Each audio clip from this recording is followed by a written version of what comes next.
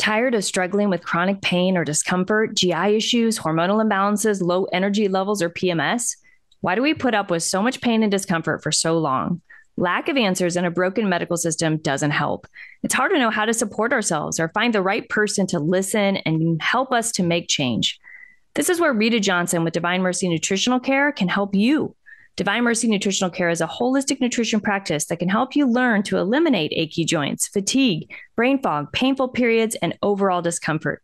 So stop missing out on enjoying life because you don't feel up to it or are too tired. Rita will help you feel better than you ever thought possible in just days. Set up a free, no obligation consultation with Rita to get started today and wake up to a better tomorrow. Contact Rita at healthandhormones.org. I do want women to know that there is an alternative to suppressing their bodies with hormones, that they can see their body as a good and they can live in that body holistically. Totally. Oh my gosh. It's amazing. Join co-hosts Jamie Rocci and Teresa Kenny as they educate women about the beauty of the feminine design and empower women to take charge of their health. They're going to be so amazing. You're going to be so empowered by understanding your feminine genius and your hormone genius. I don't think I could live my whole life knowing this and not sharing it with anyone.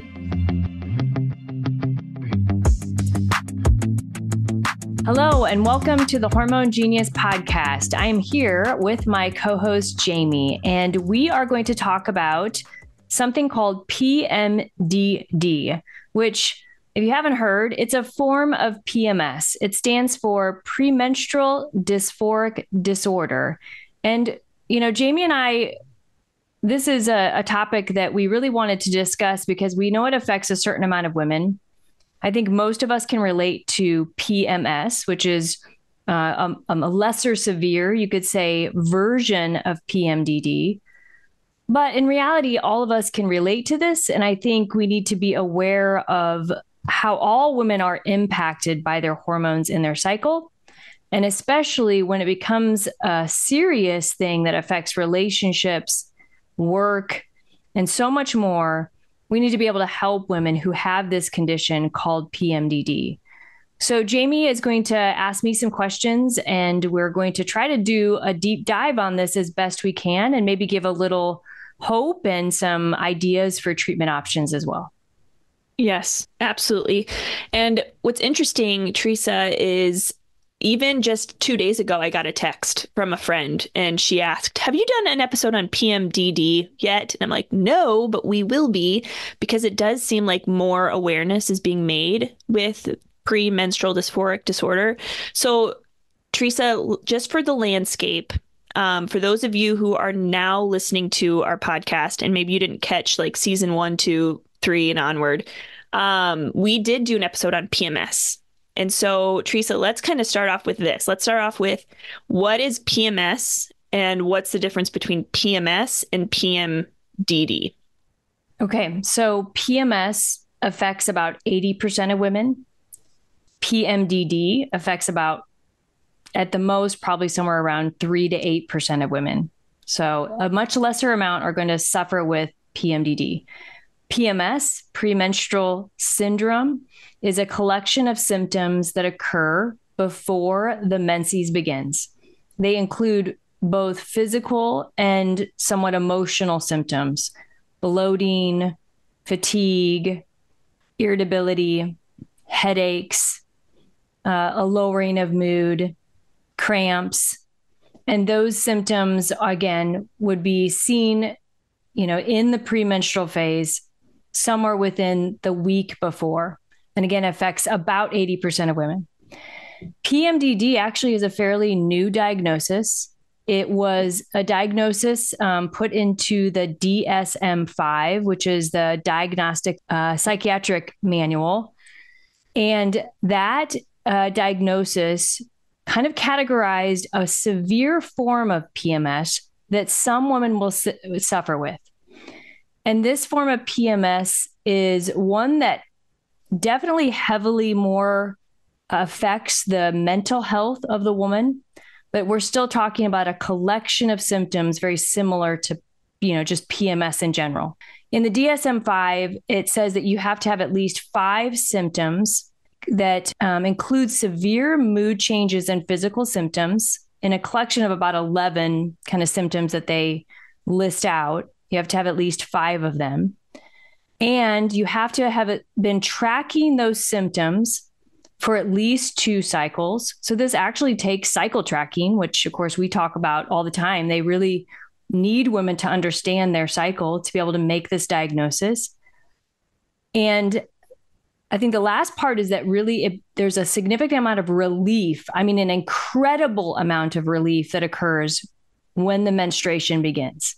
You could say that women call this somewhat of the werewolf disease, or I refer to it as the Dr. Jekyll and Mr. Hyde disease, because women feel like when this comes on, it takes over them. And then when their periods finally start, they feel this incredible relief that it's finally passed.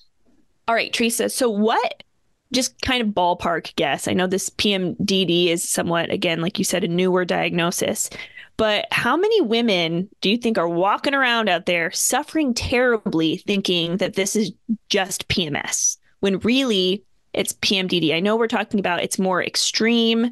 We feel a huge shift from when, you know, we're experiencing the week before a period to then our menses begins, and a huge wave of, you know, probably peace and calming and huge shift. So what percentage-ish do you feel like women are walking around unknowingly suffering with this? You know, I don't know. I mean, obviously it's a less, you know, a significant amount than actual PMS is, but I guess I'm going to speak a lot from just anecdotal experience. Yeah.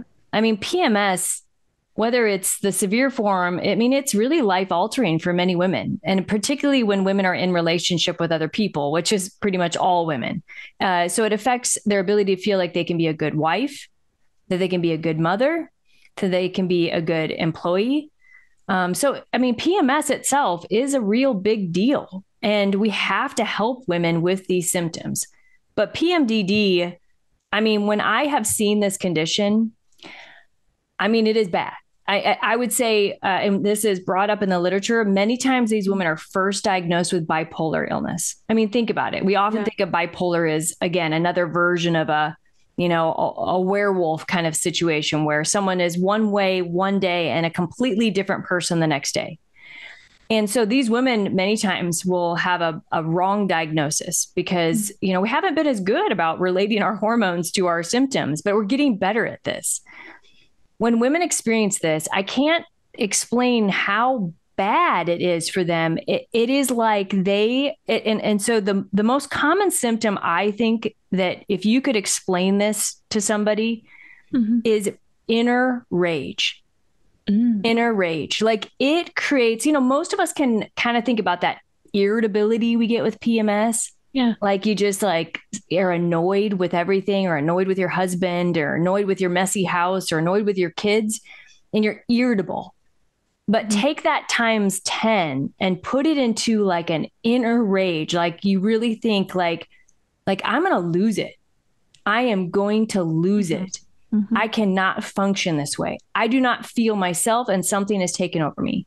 And this can conclude to feelings of overwhelmness, feelings of deep and dark depression. In fact, women with PMDD have incidents of increased suicide attempt by like over 30%. So it definitely affects their mental health greatly. It causes anxiety and depression, a loss of interest in activity. So it is very, very serious when this happens. And I can remember one woman in particular who came to see me. She was in her late 30s. And I mean, her PMDD was so bad. And this will go into, and we were able to help her, but I would tell you, it was a hard case. And in the end, I mean, when we review the treatments, I mean, she ended up going to kind of the extreme end of the treatment. And you'll see this out there in the literature, and you see stories of women posting about this, is having their ovaries literally surgically removed to correct the disease. Because we know this is related to their hormones, right? We know it's related to their menstrual cycle. And when they've exhausted every attempt to try to fix this problem, and they can't, taking out the ovaries will cure them. in many cases. And so, yeah, it's a pretty big deal. I know it sounds extreme, but I'm just saying when this disease is at its most severe, people will do what they need to do to be able to get better and function. Wow. Okay. So I know in previous episodes we've talked about like migraines, like migraines kick in when there's, like a steep shift or change within our hormones. But is that what this is like, or is it different? How can we explain it kind of more on the physiological level, what's happening in the woman's brain, body, so on and so forth? So there's been, a lot of theories about why this occurs. And of course, the most logical theory is that it has something to do with your hormones. But I think in the beginning, a lot of people thought, oh, it's probably just low progesterone. But it's not that simple. And probably the most kind of thought out theory in the literature has to do more with the actual byproduct of progesterone, or what progesterone can convert to, which is alpregnalone. And how alpregnalone affects something called our GABA receptors. And of course, GABA and serotonin, those two neurotransmitters have a lot to do with our mental health and happiness. And the thought is that in women with PMDD, there is a dysregulation and disruption of the way the GABA receptors are working based on the patient's lack of alpregnalone, or even their ability to utilize alpregnalone correctly. And, there's been more thought about this, especially in relationship to the fact that we actually are using alpregnalone itself for postpartum depression in a drug called brexanolone. And it's been working very, very well. Now, you've heard us talk about progesterone in this podcast. And definitely progesterone is what I consider a treatment for PMDD. But if you look at the scientific literature, people are not willing to say this is due to low progesterone, that it's more due to disruption in neurotransmitter regulation and receptor regulation of those neurotransmitters. And it's specifically being talked about that it's this alpregnalone, which again is a kind of like a byproduct of progesterone itself. So very closely related. There is, and you brought up a study, Jamie, that, it certainly hormonal imbalance could be related to PMS and PMS symptoms. Yeah. But not everybody will respond to hormonal treatments. And that's what's interesting. And I think we continue to have more research in this area, because it definitely is not all thought out and it's not all figured out. What's interesting is I think this probably, again, because the diagnosis is newer, but PMDD isn't new. It's been around.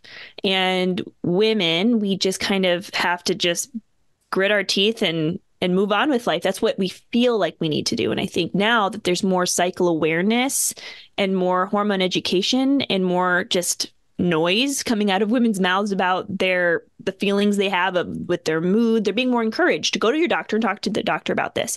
So praise God, these women know that they can get help. If you're listening and you're like, I am just out of control, inner rage, that's a good way to say it, Teresa. You have this inner uncontrolled rage, unexplained. And then again, a good way to measure this is then once your period starts, it kind of ceases.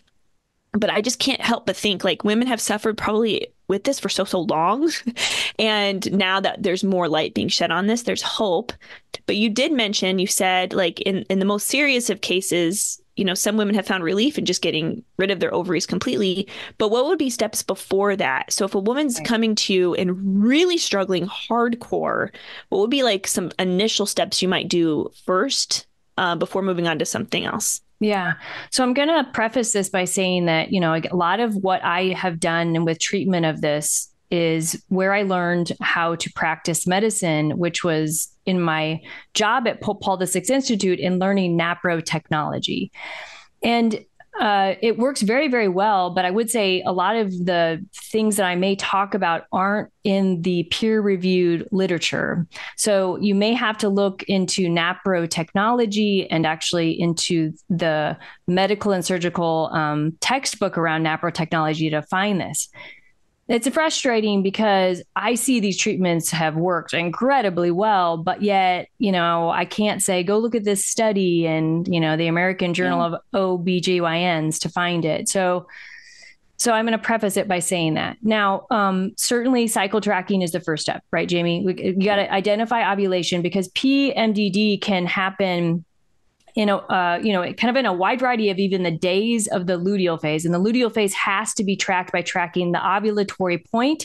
And it's from that moment that the symptoms could start. So it could be 10 to 14 days of symptoms, or it could be 3 to 5 days of symptoms in the later luteal phase. And they're actually trying to segment those out even. So tracking is first. Second would be, I truly think, a good evaluation of the person's health and their hormonal health is very important. So we would do a post-ovulatory hormonal profile of both estrogen and progesterone levels. That means capturing anywhere from 2 to even 4 blood draws of progesterone and estrogen in the luteal phase roller coaster to see what happens, right? Does this woman have low progesterone all the way through her cycle? Does she have high estrogen levels? Does she have low estrogen levels? Does she have normal hormone levels completely? It has nothing to do with it. Or is it a late luteal drop off in their hormones? So there's a wide variety of hormonal imbalances that we could find. And then the treatment may depend on what we find in those hormonal levels, of course. Now, progesterone, again, has been in the literature for PMDD, but it hasn't really been seen as so far super successful. There was one really good study using sublingual micronized progesterone that found a significant reduction in PMDD symptoms, but there hasn't been a lot of studies. But I use it, and I would say that it works almost. It doesn't always take everything away, but it works in most patients. And we use, of course, a bioidentical form of progesterone. I generally use oral capsules. And in PMDD, I would definitely use oral sustained release capsules because those would give a longer effect of that progesterone. What we're trying to do with progesterone, because we know progesterone in its ability to help with GABA, which is a calming neurotransmitter, an anxiolytic, it decreases anxiety. We're trying to give that woman a sense of calm, a sense of anxiety relief. And it does work, and some women take it, from ovulation to period. Some just take it, several days after ovulation to period, depending on how bad their symptoms are. There's another treatment, Jamie, that we might use for somebody who has significant luteal phase hormone disruption, and that could be HCG. We haven't talked a lot about HCG, but it's definitely a NAPRO technology protocol used for infertility patients particularly, but it's very effective for PMS symptoms as well. In fact, in some ways, it may perform better sometimes than progesterone alone. And that's given as an injection. It's not as practical for every patient. So I usually don't use it as a starting point unless I really think the patient needs it. But that's another treatment too. I want to tell you a story again, Jamie, because I love stories. But I had this patient that came to me. Again, she had 4 kids and she had been to a ton of doctors. And not only that, she was like, Teresa, I've been to every NAPRO doctor. You can't find anything that I haven't done, but she suffered from really bad PMDD and it was really affecting her family. So, I ended up suggesting a treatment and I thought, well, she probably did this, but she actually hadn't yet. And that treatment, again, you're not going to hear about this in the literature very much at all. It was a treatment used by a doctor way back in the 1980s, this Dr. Katarina Dalton, and it's called naltrexone. And naltrexone is a medication that helps with opiate receptor antagonism, and it's used for drug addicts. So if you look it up, I always tell my patients, look this up. It's going to tell you you're a drug addict, and that's why you're taking it. But it actually stabilizes endorphins. And this is some work that, again, Dr. Hilgers at the Pope Paul VI Institute where I work, he was doing all this research on endorphins. And he found that people that struggled with PMS had low endorphin levels. So he theorized that naltrexone could increase endorphins, which it does, and help with PMS. And so I've used this treatment, and it's very specific to patients who are very wound up with that inner irritability and rage. And I put this patient on this treatment, and it was for the first time in her life she was able to function. Oh. And so for those of you listening, again, you're not going to be able to probably talk to your regular doctor about this. You're probably going to specifically need to find a NAPRO technology provider to talk about naltrexone and PMS and PMDD. But like I said, I just anecdotally can tell you, when you see stories like that, where this woman did everything she thought it was possible and then tried this treatment and she got better, it can be a lifesaver, and again, she didn't have to remove her ovaries. So that's a big deal. No kidding. Well, I've heard of low dose naltrexone. So is giving naltrexone for this, when would you use the low dose naltrexone, or is that the same? It's not the same. There's a whole world around low dose naltrexone, and low dose naltrexone I use a ton, and it's awesome. And we should do a whole podcast on low dose naltrexone someday. But this particular use of naltrexone actually is in what we call a regular dose. So it's used upwards of 50 milligrams to even higher. So it's definitely not low dose naltrexone, although I would say I have used low dose naltrexone for general PMS and had some success. This treatment is different. And again, you're not going to find it except through a NAPRA technology. And it's in the textbook written by Dr. Hilgers. But pretty interesting and incredible, that treatment. And so there's going to be some other treatments that are in the conventional medicine, Jamie. And I don't know if you've heard of conventional medicine treatments, but SSRIs would be it's the primary treatment for PMS and PMDD. SSRIs, which are antidepressants that increase serotonin, the happy hormone. You might hear of them, sertraline, paroxetine, fluoxetine, escitalopram. These are all SSRIs. They can be used just when someone is super PMS, like only in the luteal phase, or they can be taken kind of every day to help with PMS. And I'm not saying it's the worst of all treatments. I just think sometimes women are trying to find ways to not use medication. And so we're looking maybe for some other options. But I think SSRIs have been very, very helpful for a lot of women. Yeah. It's just, again, interesting is, so listeners, Teresa and I, we were in St. Louis, Missouri, early part of January for a conference. And a bunch of college students were there. And Teresa, I don't know how many young women came up to you and talked about PMDD, but Teresa and I, again, there's like 20,000 college students. And sometimes I would be at our booth, sometimes Teresa would be at our booth, but often we weren't always there together meeting with these women. I got a couple handfuls of women who came to me saying that they really struggle with PMDD. Wow. First off, I was surprised that they even knew what that was. But then secondly, I thought, why am I surprised? Because it's terrible for them. So good for them for advocating for their health. And so I found that very interesting. And I'm so glad, again, that we're doing this episode, because again, many women don't even know that they have options. And Teresa, actually, like, let's say a gal goes to the doctor, says, hey, I have terrible mood swings. How common is it for doctors to put them on a birth control pill because of these mood swings? I mean, probably a lot, right? Yeah. And so that's another reason likely we don't see it as much, is because, the modern medicine would probably just put birth control pill on it. Would you say? Oh, I mean, there's an FDA approved form of birth control called Yaz that is actually approved for PMS. And so, yeah, I mean, girls know this, like, it doesn't matter what it is you walk into the OBGYN for, you've got two options given to you. It's the pill or antidepressants, Antidepressants, again, in this situation may work. Even the pill can work in some women. We have to understand, why does it work then? Right. Because it works because if the neurosteroids of a person's hormones are not regulating correctly, then shutting down all their hormones is at least better to them than the severe fluctuations in hormones that they can't regulate healthily.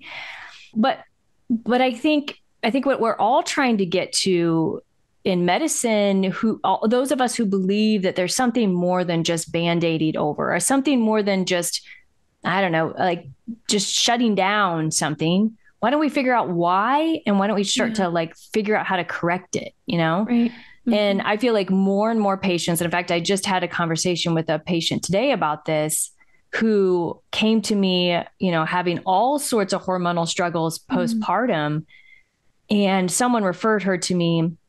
And it's just amazing. I just love my job so much when it works. She came to me and I put her on all these things, and she came back and she's like, I'm like, well, how is it going? And she's like, it's amazing. Oh, I am totally better. You're like, everything's better. And you're like, oh, well, gosh, remind me what we did, Yeah, no kidding. It's like there's some things that people can do that you're like, gosh, this really helps. And so that brings us to, Jamie, I think what you can speak to too, which is, what are the things with PMDD that even though it's just a severe issue, what are the things we should think about from a lifestyle perspective? What helps our neurotransmitters just naturally? Yeah. Like, what can we do? Yeah. I always think about a tightrope, and I don't know if I've ever brought up this analogy on our podcast before, but I always think about, how there's cords on a tightrope. And if we're trying to walk across a tightrope, the thicker the tightrope, the better. But the things that make up the tightrope are cords. So like one cord might be our hormones, and then the other cord might be our relationships, and the other cord might be our sleep, and the other cord might be how we talk to ourselves and our job and our kids and all these things.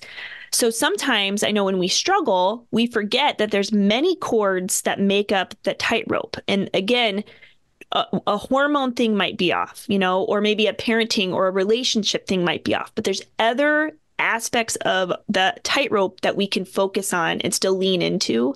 And so I always want to say that to people, like, if we're struggling with a hormone thing and we're just getting so mad, be focusing on how grateful you are for a warm home. And that seems easy, or for a strong marriage, or for a support system. But just more tactically, like, what are some calming ways for us to manage our cortisol level, manage our neurotransmitters? Of course, all of our listeners know I'm a huge fan of aromatherapy. So, and I do believe the reason why our bodies respond so well to aromatherapy is because we were made for the garden. Like, in my belief, our first home was a garden with like a billion million plants. Yeah. So our body knows how to synthesize these aromatic molecules. And so there are aromatic molecules that affect us and can calm us down, that can uplift us. And I believe really, truly that they're very healthy for our bodies. And so that's another area that, again, we can strengthen a cord in that tightrope so we can walk across it without teetering and whatnot. So some of my favorite oils to offer as an option, Magnolia. It's the unsung hidden hero of the centuries. Everyone talks about lavender. Lavender's great. Lavender's great because it has a compound called linalool in it, but Magnolia has 3 times the amount of linalool, which means it's 3 times more calming. So anytime someone's really struggling, like heart rate, and myself, for heaven's sakes, me, like, because I am very high strung. Teresa knows that by now. I can get hyper and anxious, and many of our listeners can too. I rub that Magnolia right over my adrenals, which again are right above your kidneys. So just my low back, basically, I'm just flopping that Magnolia over my low back. I dilute it. And I know that it, again, has calming properties. So it's going to help me slow down my heart rate, breathe deep, and will help, of course, in that way. So it's just one little tip. But again, I highly recommend florals when it comes to stress and anxiety. Yeah. And also L-theanine is a really great supplement too for calming the nervous system. You talked about GABA. You can get supplements that have GABA in it. Yeah. And supplements, of course, with L-theanine, magnesium. We talked all about magnesium a couple episodes ago. Other things, even food order. I mean, I could go on and on about this, but even just thinking about how often, if again, we're thinking about the tightrope, we're thinking about our cords. If we're eating a bunch of carbs and sugar and orange juice in the morning, right when we wake up, well, that's going to really jack up our blood sugar levels, and we're going to feel anxious and we're going to feel hyper. So again, if we're already feeling that way, that's just going to add fuel to the fire. Those are some of the things that I just think through, and I find are helpful. Those are great, Jamie. I think what people want to know is that there's some literature, a lot of great literature support around supplements and PMS, severe PMS even. Yeah. So the ones that I know even regular doctors would have probably some kind of understanding of, hopefully, would be B6, also known as P5P. B6 in 50 milligrams twice to 3 times a day is helpful for PMS. Calcium supplements kind of seems strange, but I think actually I want to say calcium should be always given with magnesium and vitamin D, but they studied calcium and found that 600 milligrams to 600 milligrams twice a day also help PMS. You mentioned L-theanine, which comes from green tea, which is awesome. I call L-theanine my natural Xanax for patients, and I use it quite often. And I think it's a great adaptogen to help with stress and irritability. And it can be taken as a 200 milligram capsule twice a day. I've mentioned inositol before for PCOS, but inositol is used for anxiety and obsessive compulsive types of behaviors in psychiatric medicine. So it actually can be used as a supplement. That's cool. The other one is that has been studied is chasteberry or Vitex agnus castus. And that one has been used in a variety of dosages. Chasteberry is probably the most studied herb for menstrual disorders. It's known to help decrease prolactin and increase dopamine. And so that's where they think it can help with PMS. You mentioned GABA. There are GABA supplements, but my favorite one in that area would be phosphatidylserine, which is an adaptogen as well, has some really good research and literature support on it for helping calm the excitatory neurotransmitters. Phosphatidylserine, you can look that one up for PMS and PMDD. It usually is dosed in about 400 milligrams. And so there's a lot of supplements that someone could try. I know that sounds overwhelming. Never start up everything all ever at once. When you decide, you're like, Teresa said all these things, and I don't go on Amazon tonight and order every single one, please. Get a really trusted healthcare provider, first and foremost, that has a holistic mentality like we do, have this mentality that there are things that can help, and have them help you find the right brands, find the trusted sources. Again, always talk to a healthcare professional. But when your PMDD, when it's truly that, and if maybe you don't know, and again, you need to get the proper diagnosis, you need to understand your condition, you really need to get help. This is very severe, and we want to make sure that people can have a quality of life, and this disrupts quality of life significantly. In fact, they studied people who have committed crimes, even women who've committed crimes, and found that, PMS really can be an actual, it causes impulsivity in a way that creates, criminal behavior. Yeah. So we don't want that, right? We want people to feel in control of their body and in control of their emotions. And that may mean a therapist too, Jamie. Cognitive behavioral therapy and working with a therapist, a psychologist, can be really, really helpful. I don't know if you've, had experiences where patients had, that kind of, even type of PMS and worked with somebody. I know I have had a lot of therapists refer patients to me after they've been working with them, and they're like, we think this is hormonal. You got to go find someone who understands hormones. Right. Mm-hmm. I mean, my own story, which again, you guys can listen to that, postpartum depression. Actually, it was after my miscarriage. I was told I needed to go to the counselor, but it was really a hormone issue. And so I could have gone to the counselor all day long. But like you're saying, what I really needed was progesterone, and I needed to reduce my cortisol levels, and I needed all this. So yeah, it's very true. I did have another thought/question for you. Okay, just real quick, pregnenolone. We've heard of pregnenolone before. Okay.